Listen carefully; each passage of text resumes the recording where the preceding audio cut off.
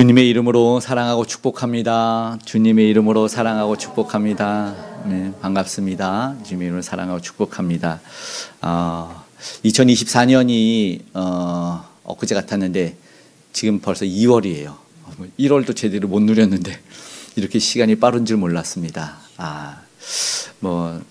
나이가 먹었다고 또 걱정들 하시는데 괜찮습니다. 그만큼 신앙도 성장했고 또 은혜와 복도 더 늘어가는 줄 믿습니다. 아멘. 너무 염려 마십시오. 지난 한 해를 생각해 보니까 또 올 한 해 소망도 생기는 것 같고 올 한 해는 어떠한 일들이 일어날까 좀 기대도 많이 되는 것 같아요. 작년에 좀 이슈되는 일들이 많았죠. 어떤 좋은 일, 좋지 않은 일이 있는데 특별히 그 OTT라는 좀 이슈 화제가 됐던 게 뭐냐면 넷플릭스에서 그 요리 대결 서바이벌 프로그램 중에 흑백 요리사라고 하는 그런 요리 대결 프로그램이 굉장히 이슈가 됐었어요. 그래가지고 연예인이니 무슨 많은 사람들이 대사도 따라하고 행동도 따라하고 밈도 막 따라해가지고 그 여파가 막 감동과 감격, 재미를 막 주고 그 음식들은 실제로 막 지금도 시중에서 판매를 하고 있을 정도로 계속해서 이어가고 있는 것 같습니다. 그런데 그 프로그램에서 그 마지막 결승전에서 우승을 하지 못했는데 그보다 더 주목받은 사람이 에드워드 리라는 사람이 있어요. 그가 제출한 음식이 비빔밥이었어요. 그리고 그가 한 대사가 굉장히 큰 감동의 물결을 조금 일으켰거든요. 그 사람이 사실은 이제 한국계 미국인이어가지고 마지막 결승 출품 이 요리의 모습이 뭐였냐면 자신의 이름을 건 요리를 내놓으라 그랬는데 비빔밥을 내놓은 거죠. 그리고 썰어 먹는 비빔밥을 제출한 거죠. 썰어 먹는 비빔밥. 그랬더니 그 설명을 이제 딱 하는데 그 대사가 이제 명대사가처럼 회자가 됐죠. 나는 비빔 인간입니다. 오늘 말씀의 제목입니다. 그러면서 백종원이라고 하는 우리 잘 아는 이제 거의 핫 이슈였죠. 그분이 숟가락으로 먹어야 돼, 포크로 먹어야 돼 라고 딱 말하면서 정체성의 혼동이 이해가 되네 이렇게 말을 합니다. 그리고 나서 그 떨리는 에드워드 리의 이름이 자신은 이균이라는 한국의 이름을 가졌다고 얘기를 합니다. 안성재 셰프도 심사위원으로 나오면서 비벼 먹지 않는데 어떻게 비빔밥이냐고 물으니 그래서 나의 비빔밥입니다 라고 말을 합니다. 무슨 말일까? 말씀드린 한국계 미국인이 어디다 발을 둬야 될지 모르는 인생이었어요. 그래서 이국의 땅에 고국을 떠났지만 그럼에도 불구하고 살아내야 됐잖아요. 그래서 뿌리를 내려고 살아야 돼. 한국인인가 미국인인가 아니면 동양 어느 나라 사람인가 모르고 살다가 그 프로그램에 나오면서 자기가 정체성을 발견했다라는 말을 합니다. 그래서 내면의 재료들이 담겨있는 비빔의 재료들이 담겨있는 비빔밥을 제출합니다. 그게 그의 정체성이었다라는 겁니다. 그런데 생각해 보니까 이게 나는 비빔인간입니다 라는 말이 꼭 그 사람의 고백일까 생각해 보게 되는 거죠. 우리는 이곳에서도 저곳에서도 정체성의 평가를 받고 그리고 어떤 평가를 하기도 하죠. 그런데 굉장히 단편적으로 보여져서 일반화되는 경우가 있어요. 무슨 말이냐면 한 번의 선행을 해서 그 사람이 착한 사람이 되기도 하고 한 번의 실수를 해서 그 사람이 나쁜 사람이 되기도 합니다. 혼란스러울 때가 있어요. 어떤 사람은 이런 게 있잖아요. 집에서는 굉장히 난폭하고 불친절하고 무뚝뚝한데 밖에 나가면은 너무 좋은 사람인 사람들도 있어요. 그러면 혼란스럽고 알지만 가족들한테 타박을 받습니다. 그런 경우도 있는 것 같아요. 한 사람의 정말 모습을 보여주기 위해서 그 깊은 색깔, 깊은 본연의 맛을 어떻게 드러내는가. 사실상은 그 사람 한 명 한 명을 만들고 독특하게 지으신 사실은 창조주 하나님에게 달려있다. 누가 사용하는가라는 거죠. 비빔밥 재료들을 모아서 사실은 비비는 그 메뉴를 만드신 분에게 있다라는 이야기를 하고 싶은 거예요. 그러니까는 우리는 재료가 있어요. 나는 아삭아삭하게 사용해 주세요. 나는 고소하게 사용해 주세요. 우리가 막 말한다고요. 나는 이 장점을 쓰게 해주세요. 그러나 내 마음입니다. 무슨 말씀인지 알죠? 아니, 나는 너의 단점을 사용할 거야. 성경에 그런 것이 있어요. 나는 너의 아픔을 그냥 둘 거야. 그런 경우도 있어요. 사도 바울을 보니까 치료해달라고 하는데 하나님이 들어주지 않아요. 그리고 어떨 때는 나의 약점을 사용할 때가 있어요. 그때 비로소 하나님의 강점이 드러나기 때문이죠. 결국에서 성경에서 보여주는 것은 무엇일까? 나는 지금의 상황으로서 불평, 불만이 아니라 무엇을 알아야 되느냐? 성경에서 보여주는 것은 다시 한번 세상의 주인은 누구실까? 나는 누굴까라는 거죠. 말씀드린 에드워드 리는 이균이라는 한국의 이름이 있었어요. 근데 어우러졌을 때 비로소 비빔밥이 된다는 한국의 음식 정체성을 보면서 자신의 정체성을 발견하게 되죠. 그런데 오늘도 마찬가지로 창조주 하나님이 우리를 만드시려고 하는 제품이 있어요. 그분에게 달려 있어요. 이후에 그 프로그램이 끝나고 기자 간담회에서 한국의 미국인으로서의 자신의 정체성에 대해서 그 사람이 고백을 할 때 어려서는 미국인이 더 되고 싶었지만 성장해 가면서 한국인의 정체성에 가까워졌다라는 말 합니다. 미국인으로 살고 싶었지만 자기가 그래서 이번 도전을 통해서 나는 이균이라는 사람으로 다시 태어났다라는 고백을 기자들에게 합니다. 나는 한국 사람, 오늘 우리도 나는 미국 사람, 나는 서울 사람, 나는 충청도 사람, 끊임없이 자기들을 어필하는 세상이잖아요. 자기를 알리라고 하고 어필하고 있고 SNS에서도 자기를 막 드러내요. 내가 뭐 먹었는지 어디 갔는지 막 드러냅니다. 그런데 분명하게 우리는 고백할 때 보면 내가 무언가를 내는 것보다 정말로 아름다운 색깔과 그 본연의 장점을 드러내려면 나를 창조한 분이 나를 비비실 분에 의해서 우리가 나아가야 된다는 거죠. 그래서 한때는 목적이 이끄는 삶이 그렇게 인기를 끌었죠. 세상에는 목적이 없어요. 향방이 없어요. 내가 어디로 왔다 어디로 가는지를 몰라요. 오늘 우리는 다시 한번 거기에 대해서 생각했으면 좋겠습니다. 대학원에서 이제 신학대학원에서 가끔 이렇게 수업을 받을 때 교실로 선배님들이 찾아서 예배를 인도해 줄 때가 있어요. 대부분 이제 졸업을 하고 어느 정도 목회를 좀 이렇게 뭐 성공이라고 말하기 그렇지만 성공적 궤도를 달리고 있는 분들이 후배에게 좋은 말하고 말씀을 전해줘요. 근데 한 분이 와서 선배님이 와서 자신이 담임이 된 이야기를 해준 거예요. 이제 그분들도 공부를 하면 우리 전도사님들이 다 공부해서 이제 담임 목회들을 해야 되잖아요. 그런데 그분이 그런 말하는 거예요. 청빙하는 교회가 있어서 이제 후임을 모으시는 교회에 가서 이제 청빙을 하는데 많은 사람들이 왔다는 거예요. 많은 사람이 와서 자기도 거기에 갔는데 다 이제 물어보잖아. 여러 가지들을 물어볼게요. 목회 비전이 뭐냐 그랬더니 다 훌륭하고 거창한 목회 비전을 얘기하는 거래요. 뭐 그리고 그때 뭘 보냐면 가족들도 같이 인터뷰를 해요. 자녀들까지. 그래야지만 그 사람이 정말 어떤 사람이냐는 걸 보여주잖아요.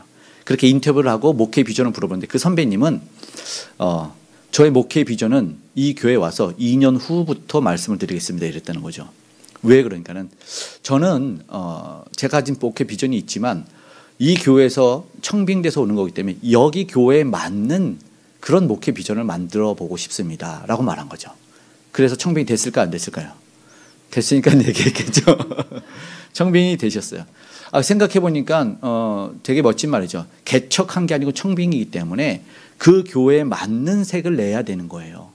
근데 그렇게 하면은 지금 한국교회 후임으로 오시는 분들을 통해서 많은 이렇게 분란이 나는 교회들이 많은데 그러면 다툼이 없을 것 같아요. 다 내 목회 비전이 훌륭한 비전이 있으니까 내가 이 색깔을 내고 내가 이 향을 낼 거 이래서 분쟁과 다툼이 나요. 그런데 그대로 그 색깔을 물려대고 그러니까는 서울에서 왔지만 충청도에서 목회하려면 사투리를 좀 써야 돼요. 그래야지만 혼란이 없는 거고 전라도를 가면 아따 거시기 해버려야 돼요. 설교의 절반은 아따 거시기 해버리면 은혜 받아. 그렇게 해야지 되는 건데 내 색깔을 내다 보니까 표준어 쓰세요 이래버리면 시험이 드는 거예요. 거기에 맞는 거예요. 그래서 좀 깨달았다는 거예요. 맞아 그래야 되는구나. 이 교회가 맞는 것 그래서 교회에 맞춰가는 것이 돼야 되는구나. 하나님 나라가 확장이 되려고 하면은요 내가 내 마음대로 주장해 가는 것이 아닙니다. 우리도 바르게 성장하려면 지도를 받아야 되는 거죠. 왜냐하면 나를 사용할 분을 따라가야 된다는 거죠. 오늘 사실 성경이 그 얘기를 합니다. 이 위대한 사람들을 불러서 이끌어가는 사람이 누구고 그 뒤에 배후의 세력이 누군가. 오늘 처음도 나와 있고 중간에 나와 있어요. 성령이 이끌어가는데 그 주인에 대해서 한번 말씀 볼까요? 26절 한번 읽어보세요. 주의 사자가 빌립에게 말하여 이르되 일어나서 남쪽으로 향하여 예루살렘에서 가사로 내려가는 길까지 가라 하니 그 길은 광야라. 솔직히 이해가 되지 않지만 주의 사자가, 다른 천사입니다. 천사라고 나와요. 천사가 빌립이라는 사람에게 갈 방향을 지시합니다. 이럴 때 일이 일어나는 거죠. 그 결국 뭐냐면 세상의 주인이 누구냐라고 우리가 물어본다면 답이 분명하게 나왔는데 하나님이시다라는 겁니다. 사도행전을 통해서 분명하게 알게 되는데, 사도행전이면 사도들의 행전처럼 사도들의 역사가 이렇게 나타나는 것 같지만 다른 말로 몇 번 말씀드렸지만 성령행전이라고 해요. 무슨 말이냐면 성령이 사도들을 이끌어가기 때문에 그래요. 그래서 성령이 다른 뭐 복음서나 이런 데는 뭐 몇십 번 정도 나오는데 어제 툭 쳤더니 한 259번으로 딱 성령이 나오더라고요. 사도행전에만 성령의 얘기가 계속해서 나오고 있습니다. 그러니까 이유가 너무 분명한 거예요. 왜냐하면 오늘 본문 그걸 알려주고 싶은 거죠.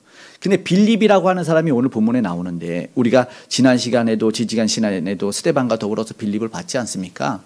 스데반이 순교를 당했지만 예루살렘 교회가 흩어지자마자 눈물 닦고 복음을 전해요. 그리고 빌립이라는 7 집사 중에 한 명이었지 않습니까? 그 교회 봉사하기 위해서 선택을 받았는데 그는 성령이 충만한 사람이라는, 칭찬 듣는 사람이라는 조건을 가졌지만 그 갑자기 복음을 전하죠. 어디요? 사마리아로 갔습니다. 사마리아 가서 복음을 전했는데 거기에 놀라운 이적들이 기적이 막 일어나지 않습니까?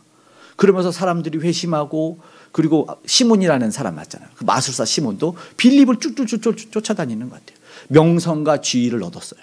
그러면 대단하지 않습니까? 그런데 오늘 갑자기 주의 사자가 어디로 가래요? 광야로 가랍니다. 이해가 되지 않지 않습니까?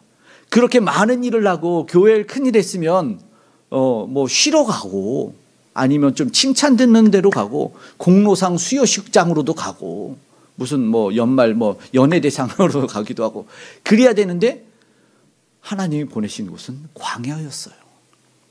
빌립이 갑니다. 군말 없이 일어나서 가니라. 길을 뭐 복잡하게 이야기도 안 합니다.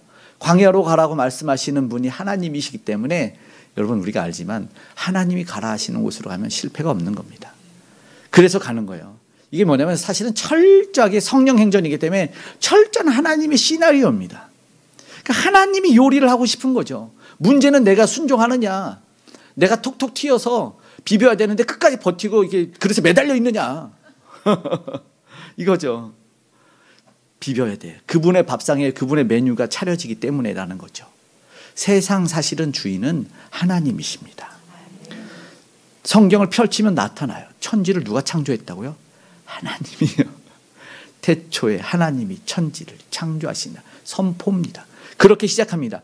결국 그거를 보여주기 위해서 오늘 빌립의 인생을 통해서 보여주고 싶었다는 겁니다. 빌립은요, 가만히 보면 성령 충만한 사도들, 제자들, 그러니까 예수님과 함께 했던 제자들도 가지 못한 사마리아 가는 대단한 사람이지 않습니까?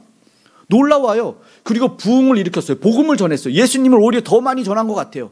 그런데 지난 시간에 봤지만 시몬이 갑자기 베드로와 요한한테 성령 주세요 이런단 말이죠. 복음은, 사마리아의 복음은 누가 다 전했어요? 빌립이 다 전했다고요. 그런데 성령, 그러니까 물론 이 나타남의 은사가 보여줘야 됐는지, 그곳에 성령이 일어나는 특별한 은사적인 부분이 막 안 나타나는지, 베드로와 요한이 왔으니까 빌립은 말없이 공로 없이 그냥 쭉 떠나는 모습을 보는 거죠. 내 자리를 쭉 내버리는 거죠. 야, 이게 참 대단한 것 같아요. 분명히 공로, 성과는 자기가 다 했는데 여러분 섭섭하지 않아요? 좀 하나님 왜 그래요? 불평도 원망도 있을 텐데 칭찬, 수고 이런 게 없어요. 성경에는 칭찬도 없어요. 아무 공로 없어요. 묵묵히 나가는 거예요. 너무 이상적인 모습인 것 같습니다. 이걸 오늘 우리가 기독교인들이 그렇게 추구하고 싶은 내려놓음이 아닌가, 이런 순종의 모습이 아닌가. 나의 비움, 명예욕 하나 없이 그냥 하나님 바라보러 또 나가는 거죠. 무슨 말이냐면 진짜 아름다운 인생의 요리는 내 소리, 내 색깔을 내가 내는 게 아닙니다. 그래서 주목이 되는 거죠. 빌립은 어쩌면 사도들보다 사역의 경험이, 지혜도 더 많았던 것 같아요. 저들이 가지 못한 사마리아로 먼저 가서 결국은 이 남들에게 보통 보면은 우리가 막 관심이 많지 않습니까? 남들에게 관심이 많고 남의 가정에도 우리가 관심이 많고 막 참견하는데 그냥 자기는 묵묵히 가잖아요. 우리는 오늘날 그냥 다 관심이 있어. 하나님한테도 그냥 하나님 왜 그렇게 하냐고. 그렇지 않습니까? 어떤 사람이 그렇대잖아요. 하나님한테도 성경에도 딴지를 거는 거죠. 이런 일 말이 되냐고. 남의 가정도 자기 인생도 잘 못하면서 남한테 그렇게 관심이 많고 그렇게 막 이렇게 얘기를 하고 꼬치꼬치 하면서 넌 왜 그렇게 사냐. 자기가 잘 살지도 않은데. 그러면서 마리아 동정녀가 어떻게 아이를 낳냐? 말 마라 막 따졌대요. 따지니까는 그 기독교 연예인 그 구봉소가 기독교인 회장할 때 할 말이 없으니까 마리아가 어떻게 동정녀가 처녀가 어떻게 애를 낳아? 막 그랬더니 구봉소가 조용해. 지 남편도 뭐라고 안 했으니까. 남편 요셉도 아무 말 안 했는데 왜 너가 참견하냐?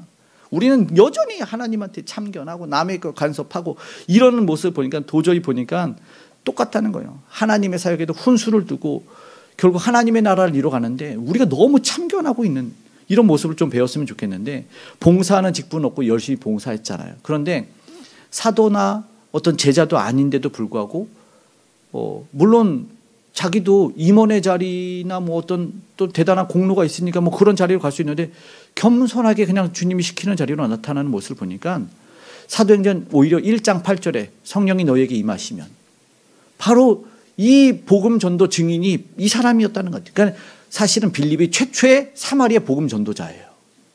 광야로까지 나가고 이걸 이방인까지 오늘 보면 에디오피아 사람에게도 나가거든요. 결국 보니까 하나님을 온전히 드러낸 사람이다라는 것을 보게 된다는 거죠.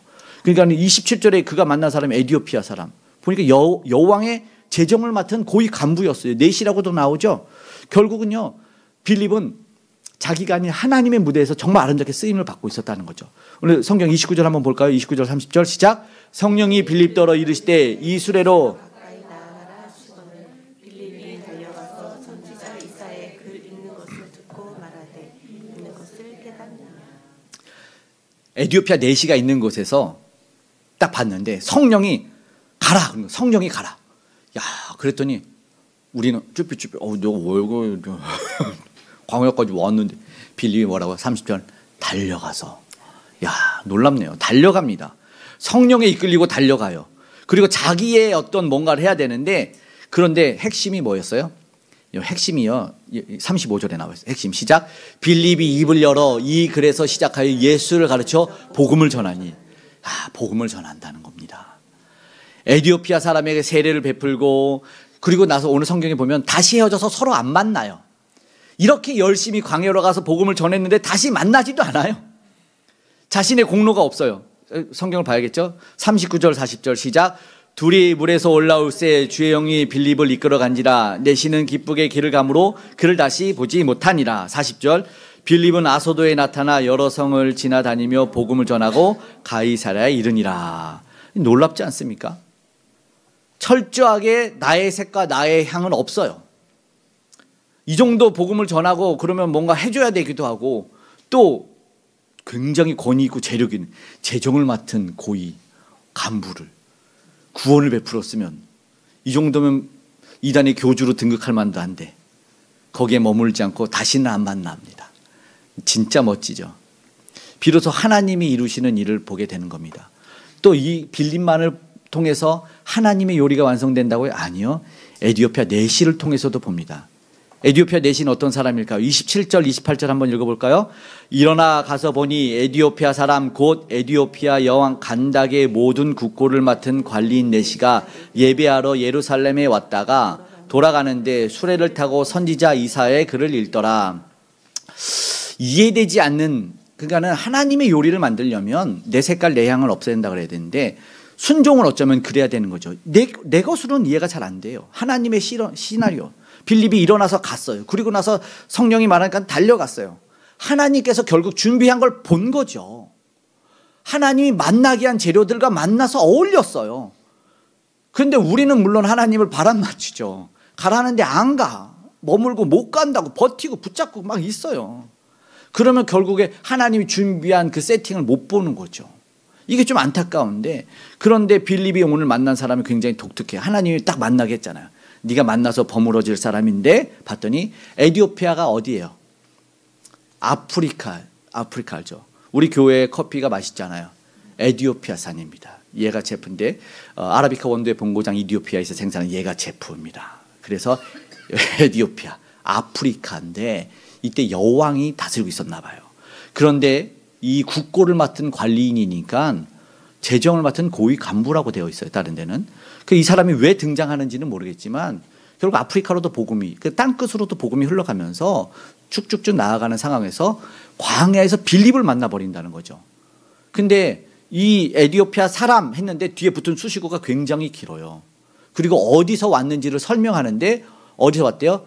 예루살렘에 예배하러 왔대요. 에티오피아가 아프리카에서 예루살렘으로 예배하러 왔대요. 이해되지 않죠? 이 에티오피아 사람을 통해서도 하나님은 하나님의 요리를 만들고 있다는 얘기를 하고 싶은 거죠. 예배를 드리러 이방인이 그러면 여러분 예루살렘 성전에 들어가서 마음껏 예배할 수 있을까요? 없어요. 그리고 그에게 붙은 수식어를 보세요. 내시입니다. 내시도 못 들어갑니다.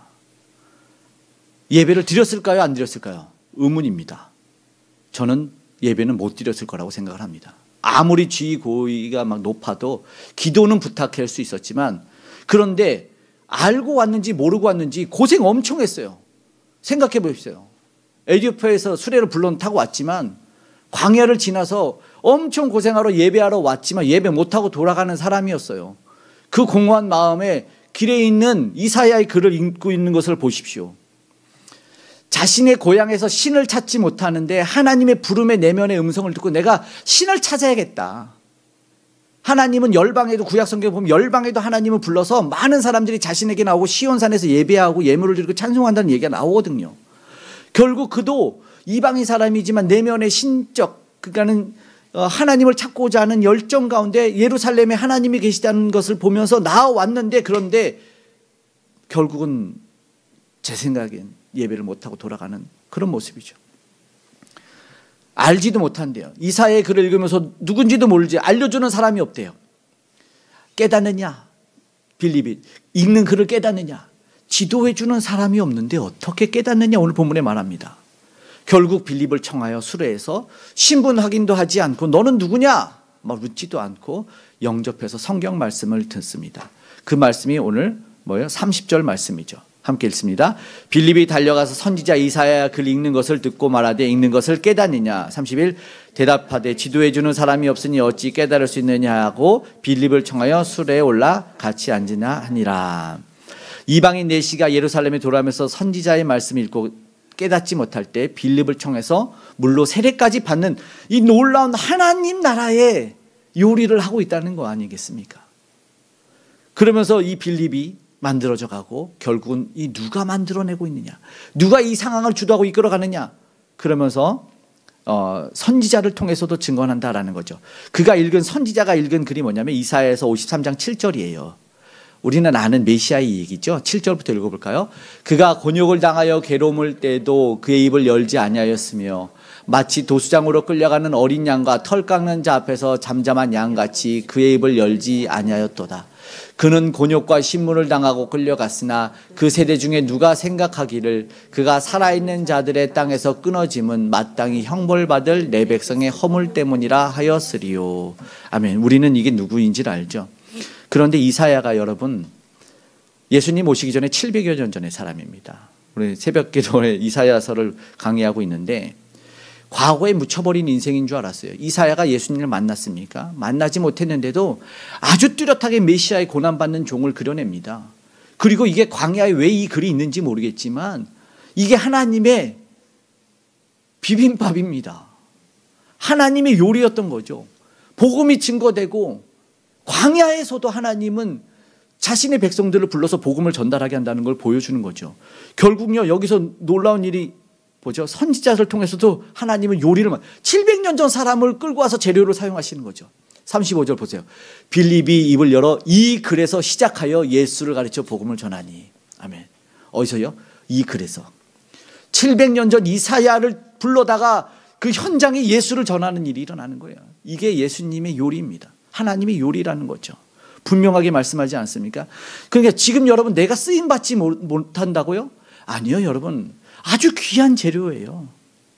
정말 귀한 집. 5만 번 기도응답 받은 조지 밀러 기도응답 받지 못한 한 가지 잊고 죽었어요. 자기 친구 전도하는 거였는데 결국 그렇게 아이고 하나님 이거는 안 들어줬나 했대요. 근데 묘지에 와서 친구가 그 친구를 보면서 야 평생 널 위해서 기도했대 했더니 그럼 나 이제 믿어야겠네. 이렇게 믿었대요. 그래서 다 응답받았다는 얘기예요. 5만 1번 기도응답 받은 조지 밀러. 무슨 말입니까? 죽어도 응답받을 수 있는 거죠.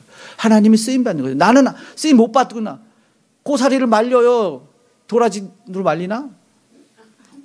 아무튼 말렸다 써요. 죽은 줄 알겠지. 말렸다가 물에 불어서 다시 쓰는 게 비빔밥이 엄청 좋은 재료가 되더라고요. 맞대요. 저는 잘 모르겠죠. 맞답니다. 안 말려봤지만 여러분 하나님 뜻 앞에 우리는 누구일지 생각해 봤으면 좋겠어요. 예수님은 자신의 양식이 뭐라 그래요? 예수님도 한 끼 식사는 하셔야 되지 않습니까? 근데 사마리아에 가장 먼저 가신 분이 누구셨어요? 예수님이셨잖아요. 요한복음 4장에 나와요. 한번 읽어볼까요? 안 해놨네. 제가 읽을게요. 요한복음 4장 34. 예수께서 이르시되 나의 양식은 나를 보내신 이의 뜻을 행하며 그의 일을 온전히 이루는 것이니라. 나의 양식은 나를 보내신 이의 뜻을 행하며 그 일을 온전히 이루는 것이라. 이게 예수님의 양식, 예수님의 밥인 거예요. 하나님의 일을 하는 게 하나님의 밥이었던 거예요. 예수님의 밥이었어요. 구원을 이루는, 복음을 전하는 이것이었어요. 사람이 변화되지 않습니까? 에티오피아 내시가 어떻게 돌아갔대요? 기뻐하며 돌아갔답니다. 근데 그가 예루살렘으로 돌아왔을 때 기뻐하는 표정이 있었어요. 공허한 것 같아요. 그러니까 글을 읽고 깨닫지도 못하면서 뭐지? 인생은 뭐지? 근데 그가 결국 뭐예요? 하나님이 부름을 받았을 때 인종과 국가를 뛰어넘어서 복음이 전달되니까 놀라운 거예요. 다 허물어지는 거예요. 이런 비빔밥 그릇에 보십시오. 잘난 요리가 잘난 재료가 없어요. 한 대 슥슥 비비면 다 끝납니다. 교회가 그런 거 아니겠습니까? 주님에게 부름받은 사람이 고위 지하가 어디 있습니까? 신분이 어디 있습니까? 배움 못 배움이 어디 있습니까? 다 누구에게나 다 들려지지 않습니까? 현대교회가 그래야 되지 않습니까? 그런데 지역 차이, 배움의 차이, 정치적 견해의 차이, 교회에서 정치에게다 요즘 싸운다면서요. 야야여야, 야여여야야, 야 이러고 싸우는. 싸운대요. 정치에게 하지 마세요. 그냥 비벼버리면 하나님이 끝나는 거예요. 하나님 숟가락 들기 전에 고추장 들어갑니다. 갈등이 없어져야 돼요. 특권이 어디 있습니까? 권리와 차별, 칸 만들고 담 쌓고 어디 있습니까? 보십시오. 나는 누굴까? 사심 없이 타인의 인정과 칭찬 없이 말씀에 순종하면서 나아갈 때 그렇게 고백할 때 오늘 우리는 아름다운 재료가 되는 겁니다. 다시요. 뭐라고요? 나는 비빔인간입니다. 비빔밥은 한국의 무슨 음식이요? 소울푸드. 소울푸드. 흰쌀밥 위에 나물도 넣고 고기, 고추장 한 대 얼어서 숟가락으로 쑥쑥 비비면은 그렇게 맛있을 수가 없죠. 지난번에 먹었더니 사람들이 비빔밥 우리 교회에서 먹었죠. 예배 끝나고 사람들이 뭐라는 줄 알아서 맨날 먹었으면 좋겠다. 음식하는 사람 생각도 안 하고 말이죠. 근데 기대했던 것과 다르게 정말 뒤엉켜버려. 우리 인생이 왜 비빔밥인지 아세요? 예상하지 못한 재료들이 툭툭 튀어나와. 어쩔 땐 당황스러워요. 때로는 달콤하기도 하고 때로는 싱겁고 때로는 짭짤하고 때로는 아프고 때로는 눈물도 나고 때로는 화도 나요. 이해되지 않나? 이해되지 않아. 왜 내가 여기서? 근데 우리는 다 알고 있어요. 가만히 보니까 너무 신기하게도 하나님이 휘휘 내 인생을 젖었더니 야 정말 아름답고 맛있는 밥이 된다. 이런 사람 저런 사람을 뒤엉켜서 나를 진짜 사람 만들더라. 아멘. 이런 일 저런 일을 겪게 해서 나를 쓰더라. 좋은 재료 아니더라. 때로는 좀 그냥 뭐요? 어떤 사람이 진짜 비빔밥 맛있는 거는 어떻게 먹어야 되냐면 그 밭에 나가서 열무를 뽑아다가 푸식 부셔서 그냥 벅벅벅 비벼 먹으면 그렇게 맛있다고 하는데 그건 열무 비빔밥이지만 바로 그런 것 같아요. 오늘 우리는 누굽니까? 오늘 누굽니까? 저는 다 알아요. 여기서 다 고통이 있어요. 근데 아름다워. 저도 너무 아름다운데 고통이 하나님이 저를 만들고 아픔이 만들고 때로는 열이 가해지고 때로는 압력이 가해지고 때로는 말려야 되고 그런데 그렇게 재료가 사용이 돼서 그렇게 어우러지는 재료가 돼서 하나님이 쓱쓱쓱 비비는 일이에요. 여기 성경에는 뭐라고 나냐면 합력해서 선을 이룬다라는 거예요. 밥만 있으면 비빔밥이 되지 않더라. 고추장만 있다고 맛이 나지도 않더라. 우리 신앙의 삶 여정이 바로 그런 거예요. 기쁨만 있으면 진짜 나는 하나님 힘든 일이 없었으면 좋겠어. 나 기쁜 일만 주었으면 좋겠어. 그런데 보니까 눈물도 흘리고 인내도 있어야 되더라. 하나님 우리를 다양한 재료로 섞어요. 결국은 합력해서 선을 이루어요. 여러분 동경하는 사람 아까 말한 백종원이 있잖아요. 알죠? 성공하고 탄탄대로 해서 자산이 5천억이 넘었다고 그러는데 부러운 인생이라고 생각하는데 그렇지 않더라. 그 사람이 골목식당에 산 사람이 조금의 빚을 진 사람이 계속 인상을 쓰고 다니니까 이렇게 장사하지 말라고 그 조그만 걸로 이겨내야 되지 않냐고. 왜? 나는 성공한 거냐고. 나는 17억의 빚이 있었다고. 다 망하고 건축하고 살아보겠다 나면 그럼 내가 잠이 왔겠냐고. 나 죽을 생각했다고. 그 얘기를 하는 거야. 무슨 말인지 아시겠죠? 여러분 지금 막 고통 쓴 그 모든 것이 나중에 위로가 될 수 있고 정말 아름답게 맛을 내는 재료가 될 수 있다는 거죠. 우리 아내가 처음 유산을 했을 때 학부형이 달려왔어요. 잘 안 친한 학부형. 우리 아내가 병상에 있을 때 누워서 얘기를 딱 하더라고요. 처음 아이를 유산해서.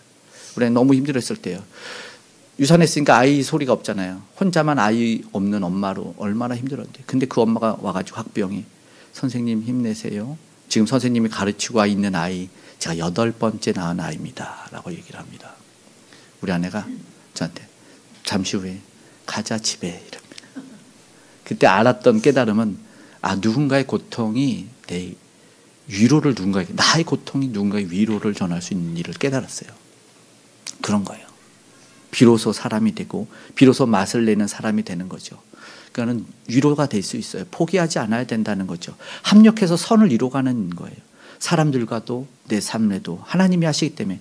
그리고요 제가 보니까 비빔밥은요 덮밥이 아니에요. 반드시 비벼야 돼요. 그러니까 각각에 있으면은 비빔밥이 아니에요. 이것이 어우러져야 돼요. 각각이 있을 때도 좋아요. 그래서 외국인이 한국에 와서 비빔밥을 주문하면 꼭 비빔밥을 내주면서 우리나라 이제 사람들이 꼭 물어본대요. 비빌 줄 알아요? 물어본대요. 왜 그럴까요? 외국인은 덮밥으로 오해할까 봐 그런다는 거예요. 이게 덮밥이거든요. 처음에는. 분명히 덮밥을 받았는데 비벼야 돼요. 이게 무슨 말이냐면 이 고추장과 이 기름이랑 어울려지지 않으면 그냥 덮밥이에요. 오늘 점심은요. 카레 덮밥이라고 합니다. 저는요. 카레를 다 절대 비벼 먹지 않아요. 덮밥이잖아요. 밥과 카레를 조금씩 해서 한 번은 싱겁게도 먹고 한 번은 카레를 많이도 먹고 덮밥이니까요. 이걸 한 번에 다 비비면 카레 비빔밥입니다. 카레 덮밥은 조금씩. 그래서 좀 싱거우면 단무지 먹고 느끼하면 김치 먹고 덮밥은요 조금씩 먹는 거예요. 내가 먹고 싶은 걸 덧입혀서 먹는 거예요. 비빔밥과 차이가 다르다는 거죠. 그래서 한데 어우러져서 무슨 말이냐면 비빔밥은요 그렇게 안 먹어요.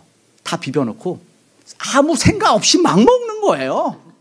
이게 하나님의 비빔밥입니다. 부각해서 세상에 탁 던져놓으면 어디서든 멋지고 아름답고 만나는 성도가 돼야 되는 겁니다. 그냥 탁 던져. 아름답게 요리가 되어 있어야 돼요. 마구 섞였지만 이 사람 저 사람이 섞였지만 교회는 그냥 멋진 골고루 섞였는데 너무 멋있고 정말 합력해서 선을 이루는 그런 모습들이 있어요. 절대 덮밥들이 아니에요. 덮밥은 물러가라. 혼자 색깔 내려고 하는 것들은 마구마구 비벼줘야 됩니다. 이것이 정말 아름다운 겁니다. 근데요 그렇게 비빌 때 가장 맛있는 음식을 만들어낸다는 거예요. 왜요? 복음 때문입니다. 고추장을 복음으로 비유할까요? 오늘 우리 홈페이지에는 그렇게 제가 복음이라는 고추장이 들어갔다고 얘기했는데 바로 어울려져서 그냥 아무렇게나 퍼먹을 수 있는 비빔밥. 핵심은 고추장이겠죠. 아무런 재료들이 막 있지만 고추장이 중심에 확 뿌려져야 돼요. 복음처럼. 예수 그리스도의 복음의 핵심이 빠지면 제각기 인생을 살아가는 거죠. 하나에 어울려서 묶어주는 복음이라는 하나의 결속력이 있어야 되고 멋진 작품이 됩니다. 그리고 덧붙여 기름이 부어집니다. 성령의 기름이에요. 참기름을 훅 두르면은 그 향이 옆으로 날아가서 된장찌개 먹으려는 사람이 나도 비빔밥 시켜버리는 거죠. 영향력이 있는 거예요. 향이 나고요. 생각만으로도 군침 나지 입맛 다신 분 진짜 있네요. 성령님의 은혜도 바로 그겁니다. 인생을 윤기나게 하고 향기나고 맛깔나게 하는 것이 바로 기름입니다. 그렇게 오늘 우리에게 부어줘야 되고 그렇게 비벼줘야 됩니다. 그러면 오늘 저는요, 감히 나는 비빔밥입니다. 나는 비빔 인간입니다. 라고 고백하고 싶은 것. 하나님께서 제 인생을 비비고 계시기 때문이라고 고백합니다. 때로는 세게 비비는 것 같아서 힘들 때도 있고, 그렇지만 알고 있죠. 가장 멋지게, 가장 아름답게 만들어갈 것을 믿습니다. 여러분도 비빔 인간 아닙니까? 우리 다시 한번 주 안에서 맛깔나게 비벼지기를 소망합니다. 아멘.